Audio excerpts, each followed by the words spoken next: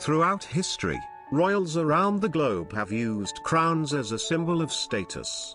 Depending on the cultural values and wealth of a community, each crown is unique. The wearing of such headgear has always been a strong symbol of power and wealth, dating back to our earliest records of civilization. Maybe the idea was to simply to make the wearer the tallest in the village, or to stand out as the chief. Who knows? Whatever the reason, a crown is a sought-after piece, and indirectly these have been the cause of quite a few spats over the years.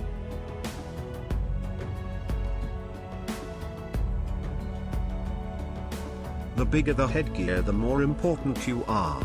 Traditionally anyway. Many of the modern-day crowns we see in those glamorous portraits are very old and have been changed many times over the years to suit the wearer and the fashion. Crowns and tiaras have been made of anything from vines, clay, leather, cloth, felt and fur, as well as the precious metals and gems that we recognize today.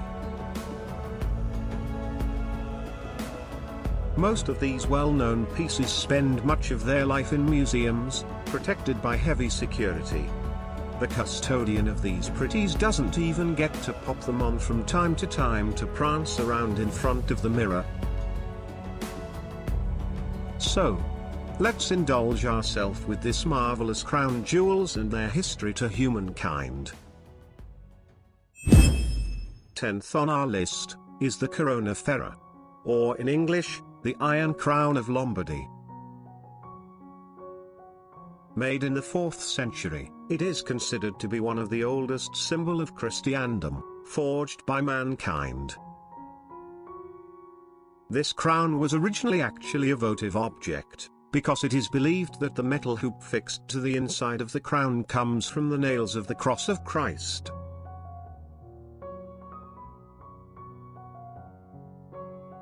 The outer circlet of the crown is made of 6 segments of beaten gold, partly enameled, joined together by hinges.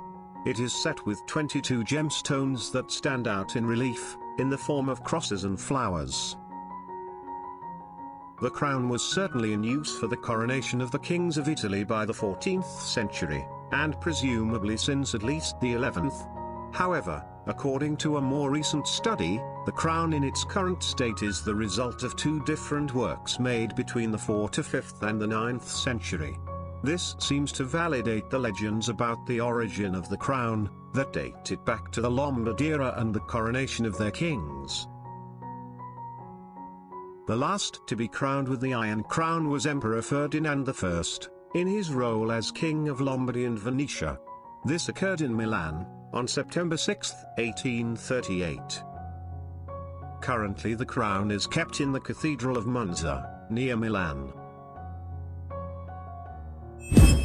9th on our list is the Crown of the Andes. This is the only crown in the list that is not made for mankind. It is far more divine. It was for the Virgin Mary, the Immaculate Conception of Popayán, Colombia. It took 6 years to complete, with 25 goldsmith, 5.3 pounds of pure 20-carat gold, and 1,500 carats of vibrant green Colombian emeralds. Finish in 1599. It was only used during special occasions. In 1650 the crown was stolen by the English pirates, only to lose it in a street fight 3 days after. And in 1812 the crown was found and returned to Popayán by Libertador Simón Bolívar. Currently, the crown is on display at the New York Metropolitan Museum of Arts. Created through the virtuosity of the Spanish colonial artists, the crown serves as a vivid expression of the cultural values and aspirations of the community within which it was made and used.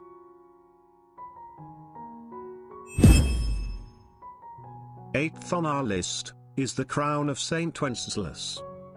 Made in 1347. It was made for the 11th King of Bohemia and Holy Roman Emperor Charles IV, from the House of Luxembourg. He had it made for his coronation, dedicating it to the first patron saint of the country, St. Wenceslas, and bequeathed it as a state crown for the coronation of future Bohemian kings. The St. Wenceslas crown is made of 21 to 22 carat, 88 to 92% gold and decorated with precious stones and pearls. Unlike many other European royal treasures, the St. Wenceslas crown is not displayed publicly, and only a replica is shown. It is kept in a chamber within St. Vitus Cathedral, accessible by a door in the St. Wenceslas Chapel. The jewels are only taken from the chamber and displayed for periods of several days on notable occasions, approximately once every 5 years. The crown was last exhibited in May 2016 to mark the 700th anniversary of the birth of Charles IV. Number 7. The Royal Crown of Nepal. The crown consisted of 730 diamonds, over 2,000 pearls, precious rubies, large carats of emeralds and other gems. The earliest record of the crown was when it was shown in the portrait of the first king of Nepal, King Prithvi, in 1768. The crown was last used during the coronation of King Jayehendra way back in 2001. And sad to say that, after 239 years of the Shah dynasty, it came to an end on 2008 when King Jayehendra stepped down as monarch, and Nepal was declared as republic and no longer a kingdom. Next on the list is the Holy Crown of Hungary, also known as the Crown of Saint Stephen. The crown was the coronation crown used by the Kingdom of Hungary for most of its existence since the 1st century. No king of Hungary was regarded as having been truly legitimate king without being crowned with it. It was first called the Holy Crown in 1256. During the 14th century, royal power came to be represented not simply by a crown, but by just one specific object, the Holy Crown. This also meant that the Kingdom of Hungary was a special state. They were not looking for a crown to inaugurate a king, but rather, they were looking for a king for the crown, as written by Crown Guard Peter of A. He also depicts that the Holy Crown is for the Hungarians what the Lost Ark is for the Jewish people. The last king to be coronated by the crown was King Charles IV, on December 30, 1916. The last Hungarian king was a tragic hero who searched for peace in a situation in which a victory for his allies would have posed at least as big a threat to the people of the Austro-Hungarian Empire, as a victory for the Entente powers would have done. During the Second World War, the crown was kept in the United States of America, and on January 6, 1978 it was returned to the Hungarian people and was placed on the National Museum of Hungary. Currently the crown rests on the Parliament House of Hungary, where it symbolizes the country from ancient times to the present. Fifth on our list is the Empress Crown of Persia. Following in the footsteps of policies initiated under the White Revolution that directed the further emancipation of Iranian women, Mohammad Reza Shah determined to make a symbolic gesture by crowning his consort, Empress Farah, during his own elaborate coronation ceremony in October 1967. Until that date, the wives of Persian monarchs had never been crowned since the Muslim conquest of Iran, so it was therefore necessary to design a new crown for the occasion. The frame of the crown is made of white gold and is lined with a cap of green velvet. The crown contains 36 emeralds, 105 pearls, 34 rubies, 2 spinels, and 1,469 diamonds. Empress Farah Pahlavi was the first female monarch to be crowned in the 2,500 years of the Shah dynasty and unfortunately its last. Fourth on our list is the St. Edward's Crown. It is the centerpiece of the crown jewels of the United Kingdom. Named after Saint Edward the Confessor, it has been traditionally used to crown English and British monarchs at their coronations since the 13th century. The original crown was a holy relic kept at Westminster Abbey, Edward's burial place, until the regalia was either sold or melted down when Parliament abolished the monarchy in 1649. During the English Civil War, the present version of St. Edward's crown was made for Charles II in 1661. It is solid gold and is decorated with 444 precious and semi-precious stones. After 1689, it was not used to crown a monarch for over 200 years. In 1911, the tradition was revived by George V, and all subsequent monarchs have been crowned using St. Edward's crown, and the last one who used it was Queen Elizabeth II, the current monarch of the United Kingdom since 1953.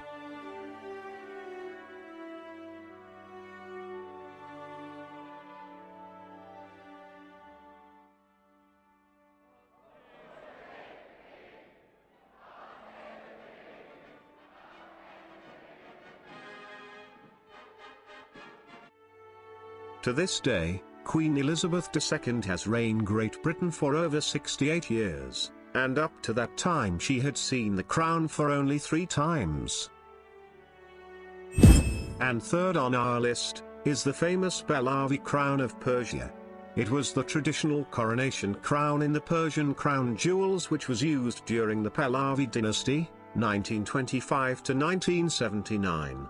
Following the ascension of the Pahlavi dynasty in 1925, Reza Shah ordered a group of Iranian jewelers, under the supervision of Haj Serajuddin Javahari, to create a new crown to replace the Kiani crown, which had been used by the Qajar dynasty. Inspiration for the new design was drawn from paintings and historical references to crowns used during the Sassanid Empire, which had ruled Persia from 224 to 651 AD. The frame of the crown is made of gold, silver and red velvet. A staggering 3,380 diamonds, totaling 1,144 carats, are set into the object.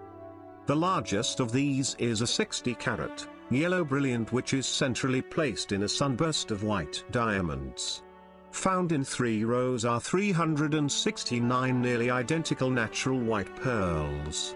The crown also contains 5 sizable emeralds, totaling 200 carats, the largest of which is approximately 100 carats. This magnificent crown was used for the last time during the coronation of Mohammad Reza Shah Pahlavi on 26 October, 1967. The crown survived the revolution, and now it is currently on display with the rest of the Iranian crown jewels at the Central Bank of Iran in Tehran. Second on our list is the Grand Imperial Crown of Russia. The crown was used by the monarchs of Russia from 1762 until the Russian monarchy's abolition in 1917. The Great Imperial Crown was first used in a coronation by Catherine the Great. The beautiful crown reflects Porzy's skilled workmanship. It is adorned with 4,936 diamonds arranged in splendid patterns across the entire surface of the crown. Bordering the edges of the mitre are a number of fine, large white pearls. The crown is also decorated with one of the 7 historic stones of the Russian diamond collection, a large precious red spinel weighing 398.72 carats, 79 grams, which was brought to Russia by Nicholas Spaffary, the Russian envoy to China from 1675 to 1678. It is believed to be the second largest spinel in the world. And it was last worn at the coronation of Nicholas II. It was displayed prominently next to Nicholas II, on a cushion at the state opening of the Russian Duma inside the Winter Palace in St. Petersburg in 1906. It survived the 1917 revolution and is currently on display in Moscow at the Kremlin Armory's State Diamond Fund. And first on our list is the Imperial State Crown. It is one of the crown jewels of the United Kingdom and symbolizes the sovereignty of the monarchy. It has existed in various forms since the 15th century. The current version was made in 1937 and is worn by the monarch after a coronation and used at the state openings of Parliament. Although this is one of the newer items in the regalia, the imperial state crown contains some of the most historic jewels in the collection, which have attracted many legends.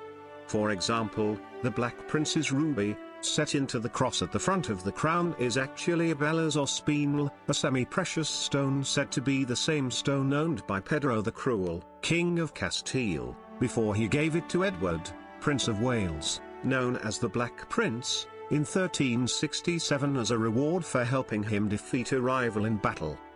The Blue Stuart sapphire. This sapphire was reputedly smuggled out of the country by James II when he fled in 1688.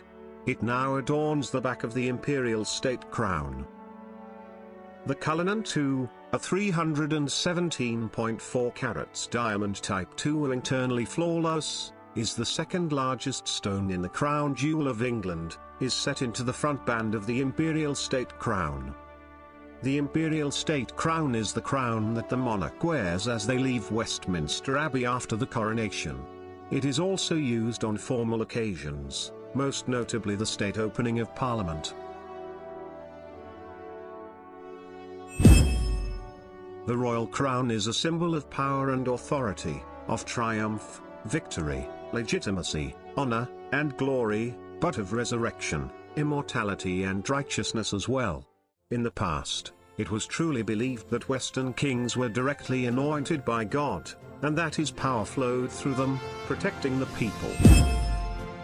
Whatever they represent today, the crowns, coronets or diadems of royal families are an important part of cultures around the world and, if not for that, they still have a historical value and an artistic one, because they were made by the finest jewelers and craftsmen of the time.